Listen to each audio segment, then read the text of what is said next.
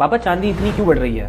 बेटा किसी भी चीज के बढ़ने का एक ही रीजन होता है कि उसकी डिमांड बढ़ रही है। अब डिमांड क्यों बढ़ रही है इस पे मैं थोड़ा सा समझा देता हूँ आपको। पहले क्या होता था कि चांदी यूज होती थी केवल ऑर्नामेंट्स में और थोड़ा सा हिस्सा यूज होता था इन्वेस्टमेंट में और थोड़ा सा हिस्सा यूज होता था इंडस्ट्रियल यूज में। लेकिन अब क्या हो रहा है बेटा, चांदी के नए नए यूजेस निकल के आ गए हैं। Because silver is a very good conductor of electricity, यानी कि सिल्वर में रेजिस्टेंस ऑलमोस्ट ना के बराबर है, तो इसमें कंडक्टिविटी बहुत अच्छी है। अभी सबसे पहली जो डिमांड बढ़ने का कारण है वो बेटा ये है कि जो ईवी कार्स हैं उसकी जो बैटरी है उस हर बैटरी में 1 किलो चांदी लगने लगेगी। सैमसंग ने और BMW ने मिलकर एक बैटरी का इन्वेंशन किया है जिससे कि नॉन नेट चार्जिंग में कार चलेगी 900 किलोमीटर। तो एक तो सबसे बड़ा रीजन ये है बढ़ने का। दूसरा, सोलर पैनल्स में चांदी लगने लगी है। तीसरा, आजकल हर जगह देखो आप, मैं खुद इस उम्र में iPad, mobile and laptop use कर रहा हूँ, सब में थोड़ी थोड़ी चांदी लगती है। और दूसरा, जब हम लेड को और निकल को और लिथियम को माइन करते हैं तो जो उसका बाई प्रोडक्ट है वो चांदी है। यानी कि चांदी की माइंस नहीं मिलती हैं, अलग अलग मेटल्स की माइन मिलती है, उसमें थोड़ी थोड़ी चांदी मिलती है। तो अब ये भी नहीं पता है कि चांदी के सोर्सेज पूरे है कितने। सबसे बड़ी माइन जो है वो मेक्सिको में है, जिसको कि अभी आने वाले 2 साल के लिए एडवांस पेमेंट में